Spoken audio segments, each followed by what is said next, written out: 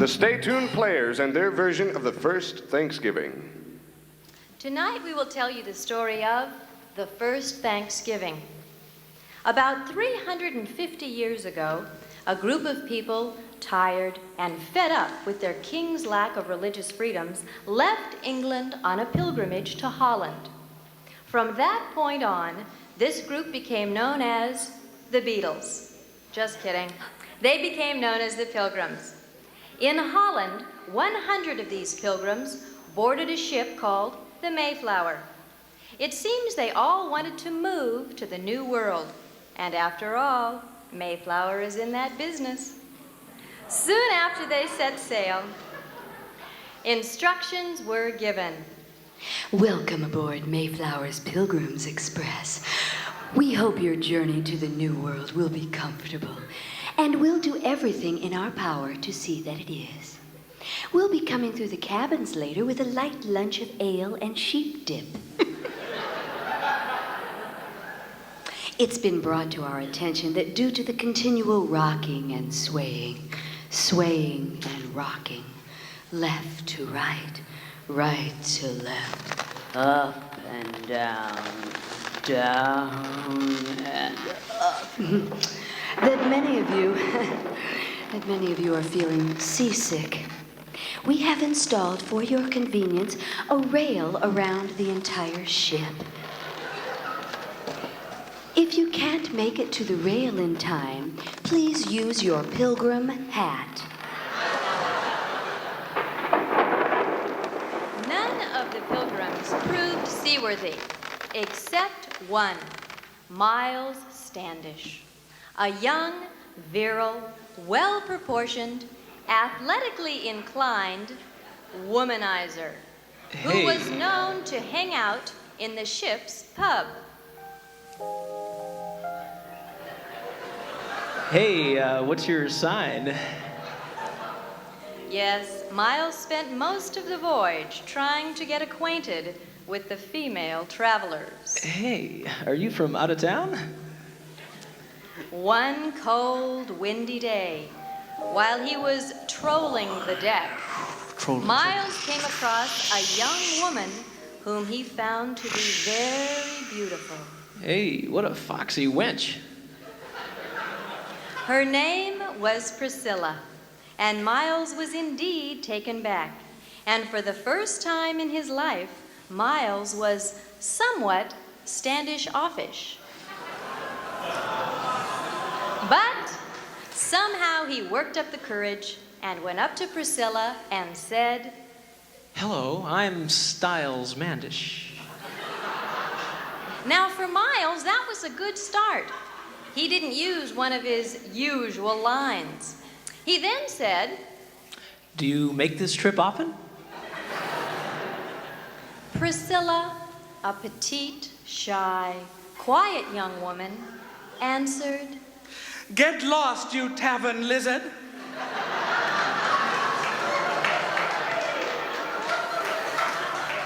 As this was one of the nicer things that Miles had been called recently, he took it as a compliment.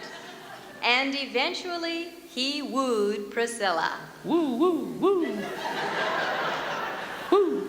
In fact, their love became so strong and so well publicized that Priscilla eventually decided to write of their love, so all would know.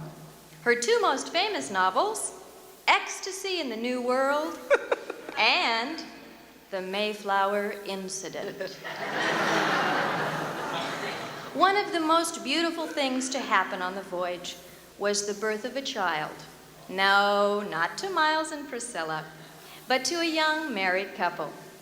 Their child was born healthy and with relatively few complications. Why is that child so green? Priscilla replied, Maybe he's just a little seasick like the rest of us. Having been born on the open sea, the child was named Oceanus. Vomitus Oceanus. That is truly a nice name. Before long, they arrived at the New World. They landed at a place we now call Plymouth Rock. However, there was initially a great deal of discussion about its name. I don't know. I think it looks a little more like a Chrysler.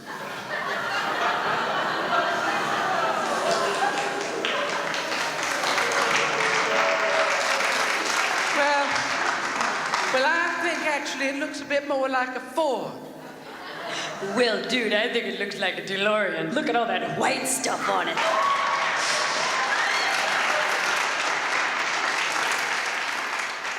The white stuff, of course, was snow. And eventually they all agreed on Plymouth Rock. It was winter when the Pilgrims landed. It was very cold, with snow everywhere. The Pilgrims were freezing their tails off. This prompted Miles to suggest, Hey, I wonder if that Plymouth has a rear defroster.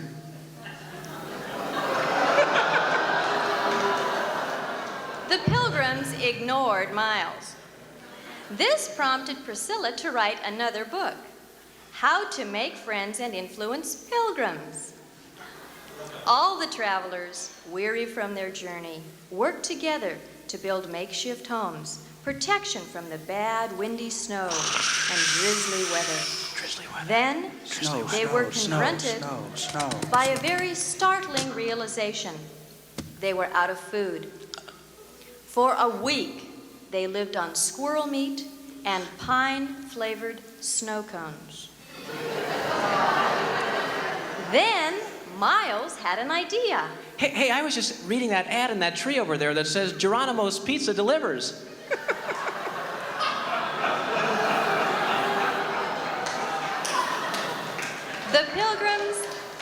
The Pilgrims ignored Miles again. But winter eventually came to an end.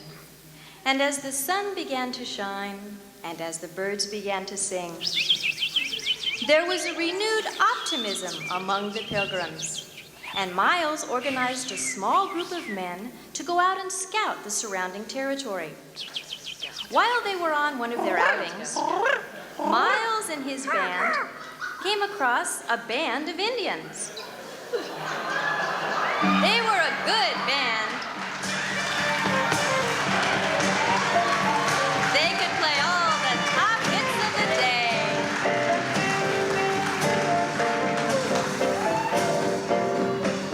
Could they play, and how? Miles tried to speak to them. Hello, I'm a pilgrim. I just traveled here from Holland. How? I was on a boat that traveled across the sea. How? Well, it had big sails and the wind blew it. How? Well, there was this low pressure system. Wait a minute, you guys sure ask a lot of questions. The Indians couldn't understand. Miles tried again, making hand movements as he spoke. We are pilgrims. We come from far, far away. Do you know that you are naked? Again, Miles struck out. Then the Indians began to speak. They said, and I quote, "We have witnessed your arrival and watched as you barely survived the winter. We noticed that although your hunting skills are acute, your farming ability is sorely lacking. We are agricultural specialists with doctorate and master's degrees in the science of farming and seed germination. We would be happy to assist you if you so wish. Of course, to the Pilgrims, it sounded more like this." Ugh. Somehow, Miles understood them, and the Indians followed the Pilgrims home. Over the next few months, the Indians taught the Pilgrims all they knew about this new land. Here's our plan for New World. We put New York up here. Down here we put Florida. And we put Disneyland in Montana. Never worked. The Pilgrims also taught the Indians a thing or two. Priscilla taught them to read. See Miles run. Miles can run fast. Look at angry man with gun aimed at Miles. And of course, Miles got into the teaching act. Okay. Is everybody ready now? You got your cards and those little chits there. Okay. B7. G3.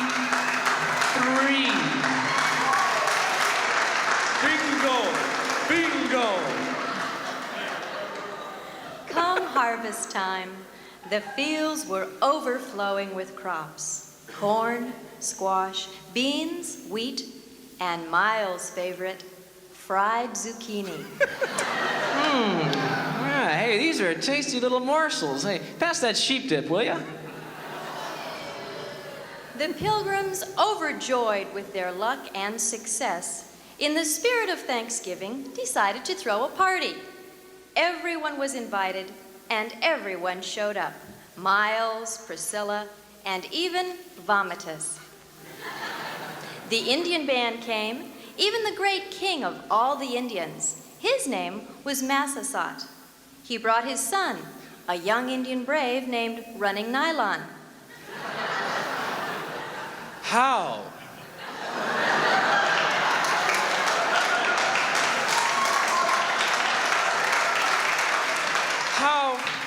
How I hate living outdoors. Darn this war paint just won't stay on my nails. The feast was a great success. The Pilgrim women filled the tables with food, and the Pilgrims and the Indians pursued wild game together. Bingo, Tribal Pursuit, and TP Twister. It was truly a day of Thanksgiving.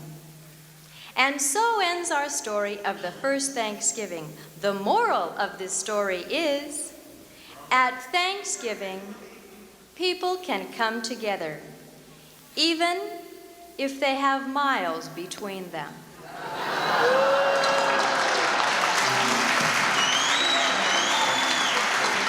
We'll be right back after these messages.